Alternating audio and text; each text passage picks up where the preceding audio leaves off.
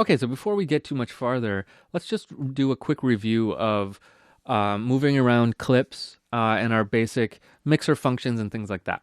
So, um, remember that we can click and drag clips, and each of these is a little clip.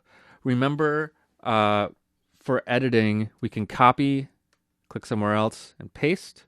We can also, and this is much more useful to me, we can option click and drag, which will leave our original where it was and make a duplicate wherever we drop it. So option click and drag is a really valuable tool, much faster than copy and paste. We can mute a track by turning it off here. This is called the track activator. We can turn it off, turn it on, and we can solo a track here. We can adjust our volume here. Now you might notice that I have this kick muted and it's got a little red dot on it. So I think we talked about red dots in an earlier class, but let's refresh them anyway. So a red dot in the parameter means that something is automated. There's a parameter that I've explicitly told to change at a certain point. That's what that means. So this track is muted. This kick is muted.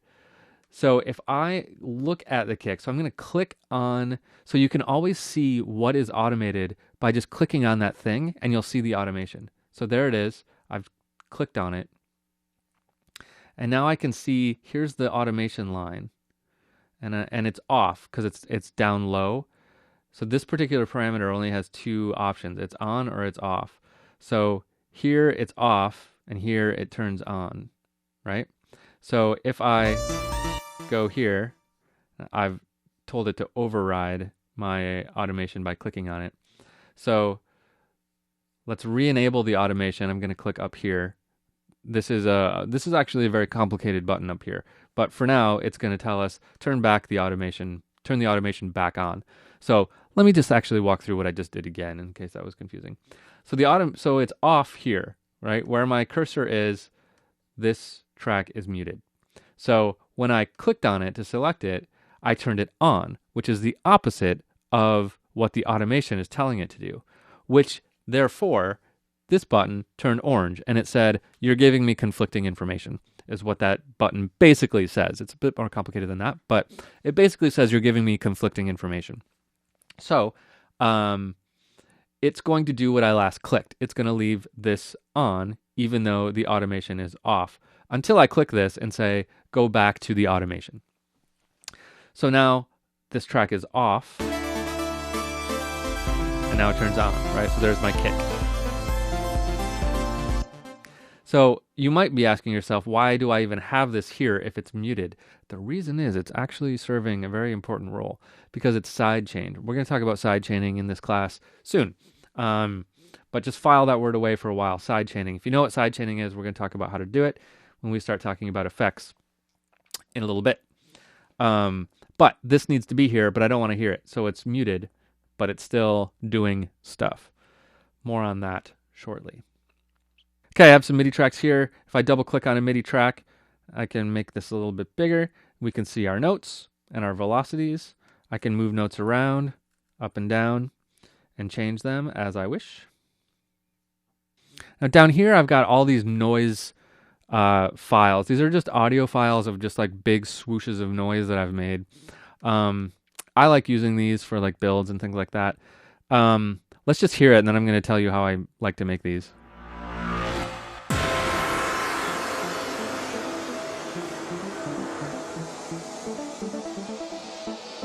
So a lot of these noises I make in another program, but the ones that I do make here, one of the things I do is I'll take a sound and I'll just stretch it way out. I'll basically warp it way incorrectly. That's not what I'm doing on this one, but sometimes, I'll just make sure it's stretched way out and you get all this noise in there.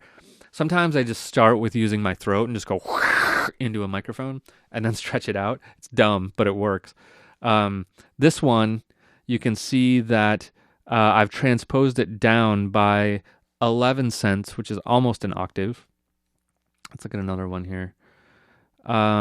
This one is down by 8 cents. So this is just changing the pitch. Not any big warping stuff on here. This one I've kind of radically warped because it thinks the tempo is 295.38 BPM. So that one I've like really stretched out.